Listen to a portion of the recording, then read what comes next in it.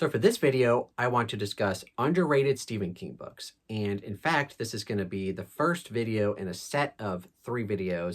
The first one, this one, talking about underrated Stephen King books. And then in the second one, I'm going to talk about overrated Stephen King books. And then for the third and final one in this series, the properly hyped Stephen King books.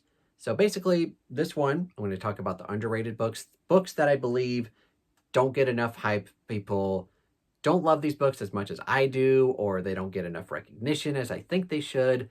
And then in the second video, overrated books, books that I believe are too hyped, books that I generally don't love as much as everyone else. And then the third video is properly hyped Stephen King books, which actually that idea came from my wife, and I thought that was great.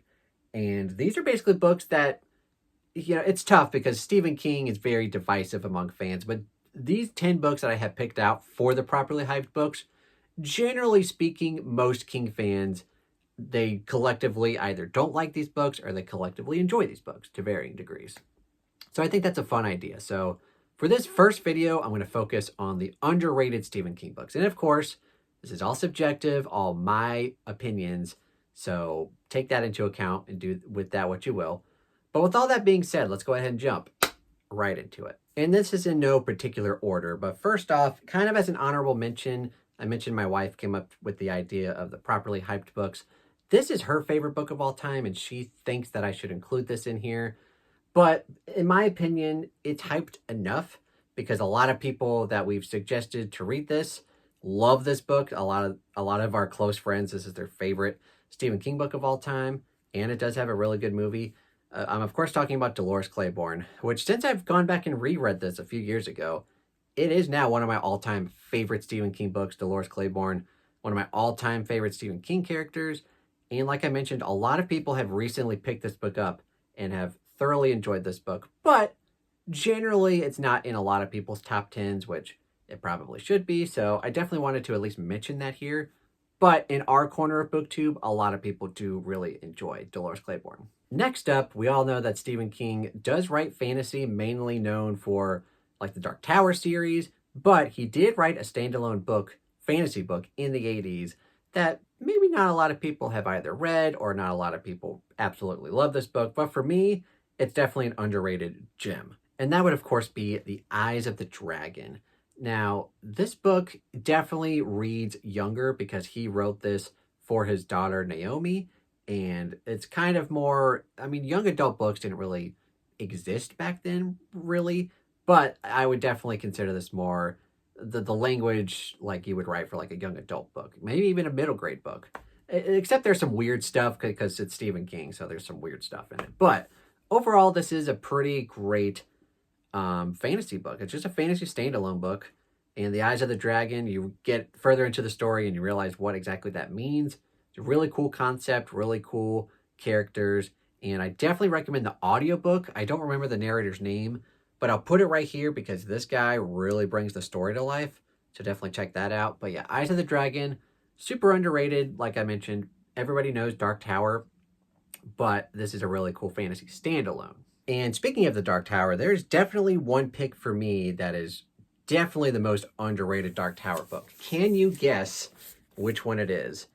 And I'm mainly doing this just because I don't want to actually take the book out because it takes a lot of work to get these books in and out. But which one do you think my pick is for the most underrated?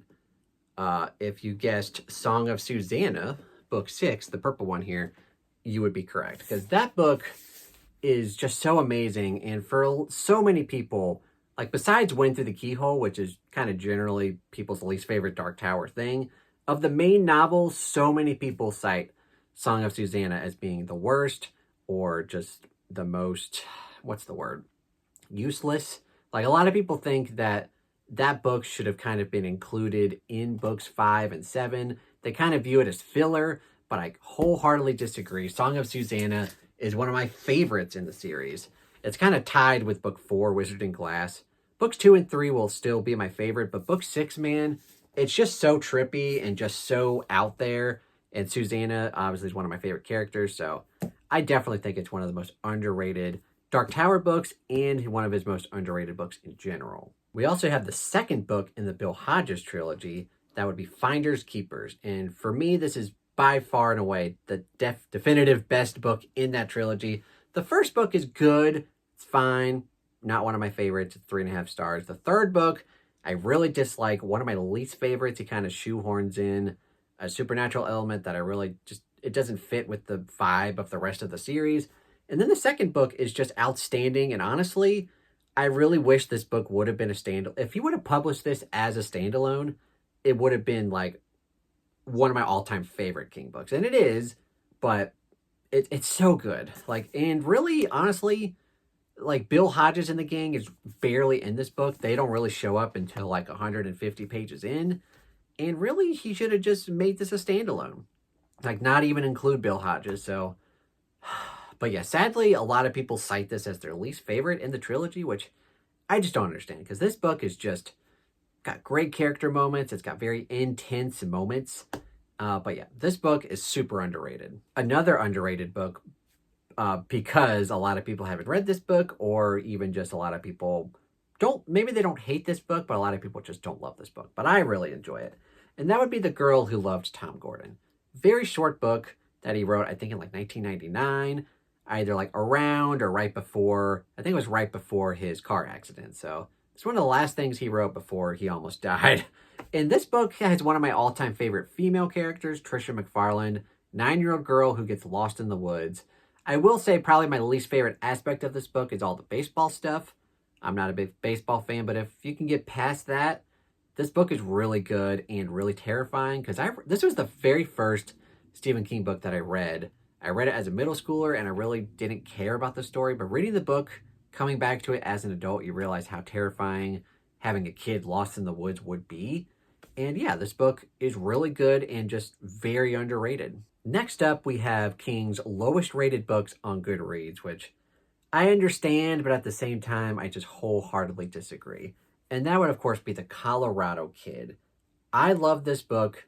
I know a lot of people dislike it for various reasons. Probably the main reason is that it's sort of, it's a hard case crime book, and King kind of introduces this mystery, and you get to the end of the book, and he doesn't exactly resolve it. In fact, he doesn't resolve it at all. But the point of the book is that not everything in life gets wrapped up in a neat little bow. And sometimes you just have to fill in the gaps by yourself. And that's what this book is all about. And I get why people don't love it, but for me, I just love it better and better every time that I go back and reread it. And in fact, this is our July pick for the Stephen King book club. So definitely check this out if you haven't already, or if you've read it and maybe didn't enjoy it, maybe the second time will be the charm. Probably not, but I love it anyway, and it's underrated. Possibly his most underrated, I don't know. Next up, we have a book that's underrated, not because people don't love it, because usually King fans who read this book end up really enjoying it. But the problem is not a lot of people have read it. Not every constant reader knows about this book, and not a lot of constant readers have actually read this book. But I highly encourage y'all, if you haven't already, to go read Duma. One of my all-time favorites, definitely top 10, possibly top 5 worthy. And this book is just super underrated. Definitely a slight departure from what King normally writes, because as you can see, this takes place on a beach. This actually takes place in a fictional kind of island area in Florida. A lot of his books kind of take place in like Maine or Colorado and kind of snowy, wintry environments. But this one, the setting is definitely different, but the heart of it, the characters and the spooky aspects of this, the supernatural aspects, are all top tier King for me.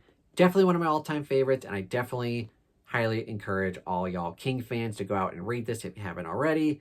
Because like I said, a lot of King fans who have read this rate this super highly. So it's underrated, not in the sense that people don't love it, but I want more people to go out and check it out for themselves. Next up, we have one of his most underrated short story collections, and that would be Just After Sunset. I think generally people's favorite short story collection is Night Shift, which is mine. So that's generally it. But then there's some debate about maybe what the second and third are. Honestly, if I'm going with short story collections, it's probably this one that's number 2. You Like It Darker, which just came out last year, high up there as well. But Just After Sunset, man, has a really good collection of short stories and novellas. Some of my all-time favorite King short stories and novellas are in this collection. If I can find the table of contents here. Still looking. Yeah, we have The Gingerbread Girl, we have In, we have The Cat from Hell, we have Mute, and we have A Very Tight Place. So some really top tier Stephen King short stories and novellas in here.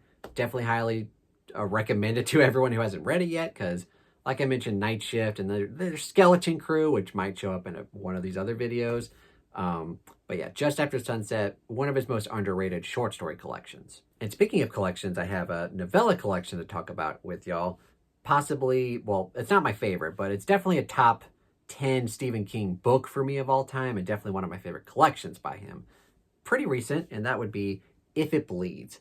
This is a novella collection, and if you guys know me, you know that I love me some Stephen King novellas. I actually think he's at his very best when he's writing novellas. So something like Different Seasons or Full Dark No Stars, you know, and If It Bleeds, like, just shows me how great Stephen King is at novellas. And obviously you've got stories in here like Mr. Harrigan's Phone, and then The Life of Chuck is possibly my first or second favorite novella that Stephen King has ever written. And then you've got the title story, If It Bleeds, which is actually a Holly story.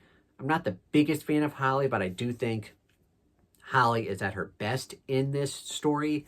And then it ends with another all-time favorite of Rat. So overall, this collection is one of my all-time favorites, but I never see people rate it very highly. Like I mentioned, this is top 10 worthy for me. So I love this collection, but I never see people rate this collection that highly. So for those reasons, it's underrated, at least in my opinion. And then next up, we have a couple of Richard Bachman books, which generally Richard Bachman is underrated when you take into account all of Stephen King's other books.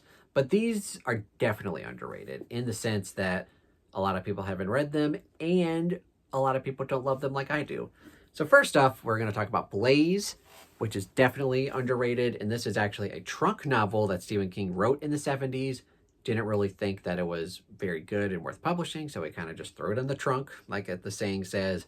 But then later, I think it resurfaced and he found it and was like, you know what, I could possibly do something with this. And this is actually kind of his kind of twisted take on Of Mice and Men, which not one of my all-time favorites, but I do kind of love that concept. And of course, he goes kind of supernatural and psychological with this one. And I think it's really well done, very underrated. And next up, we have quite possibly the most underrated Stephen King novel ever. A lot of people have not read it, and a lot of people cite this as one of his worst books of all time. But it's a book that I would possibly put in my top 10 Stephen King books of all time. It's definitely my it's definitely my Richard. It's definitely my all-time favorite Richard Bachman book, that's for sure. I'm, of course, talking about Roadwork. And this book is lowly rated, I think, simply because it's a departure from what a lot of Stephen King experiences are like. There's no horror elements in here. There's no really kind of supernatural elements.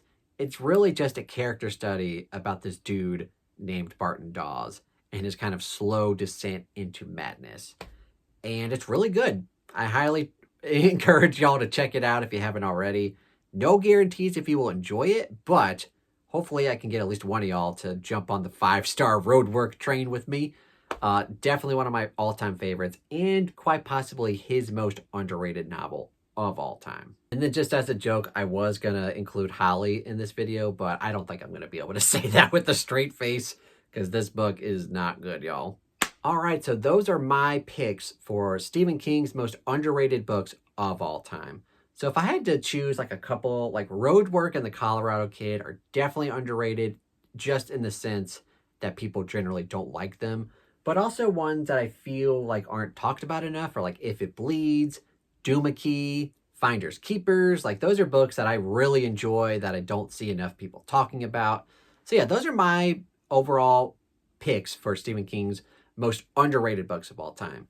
And what I want to know is, do you agree or disagree with any of my picks here? And then also, what are your picks for Stephen King's most underrated books or collections of all time? Let me know all of that down in the comments below. And like I mentioned, this is the first part of a kind of a 3-video series I'm doing. Next week, I'll be talking about Stephen King's most overrated books. And y'all are going to hate me in that video because I'm going after Stephen King, and I've got some interesting picks for that one, so stay tuned for that. And then the week after that, I'm going to be talking about properly hyped Stephen King books. And what I mean by that is, generally speaking, Stephen King fans, constant readers, kind of almost unanimously agree. So they're either books that like maybe 90% of King fans dislike, and then like 90% of fans either really enjoy or kind of just say like, oh yeah, it's pretty good. So that one I think is going to be interesting, and it could be interesting to see if y'all have any guesses for that. Leave those down in the comments if you have any guesses for what I'm going to include in the properly hyped Stephen King books. But yet again, this was my underrated Stephen King books. Let me know how I did here. And if you enjoyed this video, please give it a thumbs up. Subscribe to the channel if you haven't already. Stay subscribed for more content.